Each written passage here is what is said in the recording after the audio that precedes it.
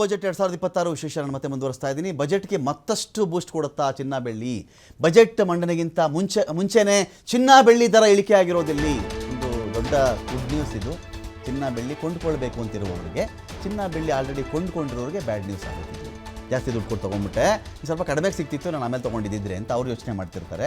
ಯಾರು ಕೊಂಡುಕೊಳ್ಳಬೇಕು ಅಂತ ಇರ್ತಾರೋ ಅವ್ರೇನು ಮಾಡಿಬಿಡ್ತಾರೆ, ಈಗ ನಾನು ಕೊಂಡುಕೊಳ್ಬಹುದೇನೋ ಆಯಿತು, ಇನ್ನೊಂದು ವಾರನೋ 15 ದಿನ ವೆಯ್ಟ್ ಮಾಡೋಣ, ಇನ್ನೂ ಕಡಿಮೆ ಆಗುತ್ತೆ ಅಂತ ವೆಯ್ಟ್ ಮಾಡ್ತಿರ್ತಾರೆ. 1 kg ಬೆಳ್ಳಿಯಲ್ಲಿ 29,000 ರೂಪಾಯಿ ಇಳಿಕೆ ಆಗಿರೋದು. 10 ಗ್ರಾಮ್ ಚಿನ್ನದ ಬೆಲೆಯಲ್ಲಿ 9,000 ರೂಪಾಯಿ ಇಳಿಕೆ ಆಗಿದೆ. 10 ಗ್ರಾಮ್ ಚಿನ್ನದ ಬೆಲೆಯಲ್ಲಿ 9,000 ರೂಪಾಯಿ ಇಳಿಕೆ ಆಗಿರೋದು ಇನ್ನೂ ಬಜೆಟ್ ಮಂಡನೆಗಿಂತ 1 ಅವರ್ ಮುಂಚೆನೇ. 24 ಕ್ಯಾರೆಟ್ನ 10 ಗ್ರಾಮ್ ಚಿನ್ನದ ಬೆಲೆ 9,000 ರೂಪಾಯಿ ಇಳಿಕೆ ಆಯಿತು ಇವತ್ತಿಗೆ. ಚಿನ್ನಾಭರಣದ ಆಮದು ಸುಂಕ ಕೂಡ ಕಡಿತವಾಗುತ್ತಾ ಈ ಬಾರಿಯಲ್ಲಿ. ಬಜೆಟ್ನಲ್ಲಿ ಆಭರಣ ಪ್ರಿಯರಿಗೆ ಒಂದು ಗುಡ್ ನ್ಯೂಸ್ ಇದೆಯಾ ಅಂತ ಕೂಡ ನಾವು ಇಲ್ಲಿ ವೆಯ್ಟ್ ಮಾಡಬೇಕಾಗತ್ತೆ. ನಿರಂತರ ಏರಿಕೆ ಆದ ಬಳಿಕ ಭಾರಿ ಇಳಿಕೆ ಕಾಣ್ತಾ ಇದೆ ಚಿನ್ನ ಮತ್ತು ಬೆಳ್ಳಿಯ ದರ. ಬಜೆಟ್ ಆದಮೇಲೆ ಇನ್ನೂ ಇಳಿಕೆ ಆಗಿಬಿಡುತ್ತಾ? ಬಿಕಾಸ್ ಆಫ್ ಫೆಡ್ರಲ್ ಬ್ಯಾಂಕ್ಗೆ ಹೊಸ ಮುಖ್ಯಸ್ಥನನ್ನು ಟ್ರಂಪ್ ನೇಮಕ ಮಾಡಿರ್ತಕ್ಕಂಥ ಬೆಳವಣಿಗೆಯಲ್ಲಿ ಅಲ್ಲಿ ಬಡ್ಡಿ ದರಗಳಲ್ಲಿ ಒಂದಷ್ಟೇನೋ ಮೇಜರ್ ಆಗುತ್ತೆ. ಡಾಲರ್ ಇನ್ನೂ ಸ್ಟ್ರಾಂಗ್ ಆಗುತ್ತೆ ಅಂದ ತಕ್ಷಣ ಚಿನ್ನ ಬೆಳ್ಳಿಲಿ ಯಾರ್ಯಾರು ಹೂಡಬೇಕಾಗಿತ್ತೋ, ಯಾರು ಹೂಡ್ತಾ ಇದ್ರು ಅವ್ರೇನು ಮಾಡ್ತಾರೆ, ಡಾಲರ್ಗೆ ಶಿಫ್ಟ್ ಆಗ್ತಾ ಇದ್ದಾರೆ.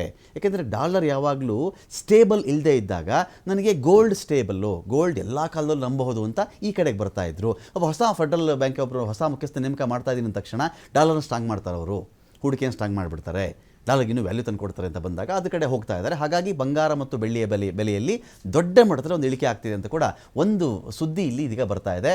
ಇನ್ನು ಕೇಂದ್ರ ಸರ್ಕಾರ ಆಮದು ಸುಂಕವನ್ನು 4%ಗೆ ಇಳಿಸ್ಬಿಡ್ತಾರೆ ಅಂತ ಕೂಡ ಒಂದು ನಿರೀಕ್ಷೆ ಇದೆ. ಇಲ್ಲಿ 11-12 ಇದ್ದಾಗ ಚಿನ್ನವನ್ನು ಆಮದು ಮಾಡ್ಕೋಬೇಕಾದ್ರೆ 11% ಟ್ಯಾಕ್ಸ್ ಕಟ್ಟು, 12% ಕಟ್ಟು ಅಂತ ಕಾಲ ಇತ್ತಲ್ಲ, ಅದನ್ನು ಲಾಸ್ಟ್ ಇಯರ್ ಏನು ಮಾಡಿದ್ರು, 6%ಗೆ ಇಳಿಸಿದ್ರು. ಇಲ್ಲಿದ್ದಂಥ ಒಂದೇ ಒಂದು ವಿಚಾರ ಏನು ಅಂತ ಹೇಳಿದ್ರೆ, ಈ ಥರ ಆಮದು ಸುಂಕವನ್ನು ಇಳಿಸಿದಾಗ ಕಾಳಸಂತೆ, ಕಳ್ಳದಾರಿ, ಸ್ಮಗ್ಲಿಂಗ್ ಗೂಡ್ಸ್ಗಳು, ಚಿನ್ನ ಬರೋದು ಕಡಿಮೆ ಆಗಿಬಿಡುತ್ತೆ ಅಂಥೇಳಿ. ಅನ್ಫಾರ್ಚುನೇಟ್ಲಿ ಈ ಥರ 6% ಇಳಿಸಿದ ಮೇಲೂ ಚಿನ್ನದ ಕಳ್ಳ ಸಾಗಾಣಿಕೆ ನಿಮಗೆ ಕಡಿಮೆ ಆಗಲೇ ಇಲ್ಲ.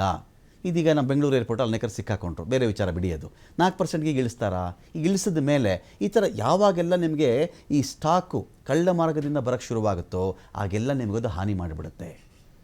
ಕೃತಕವಾಗಿರ್ತಕ್ಕಂಥ ಅಭಾವ ಸೃಷ್ಟಿ ಮಾಡಬಲ್ಲರು ಅವರು, ಬೆಲೆ ಜಾಸ್ತಿ ಮಾಡಬಲ್ಲರು. ಈರುಳ್ಳಿ ಒಬ್ಬ ಕಳ್ಳಸಂತೆಯಲ್ಲಿ ತಂದು ಟ್ಯಾಕ್ಸ್ ಏನು ಕಟ್ತೀರಾ, ಅದಕ್ಕೆ ಒಂದು ಕಡೆ ಸ್ಟಾಕ್ ಮಾಡಿಬಿಡ್ಲಿ. ಅದೇ ರೀತಿಯಲ್ಲಿ ಟೊಮ್ಯಾಟೊ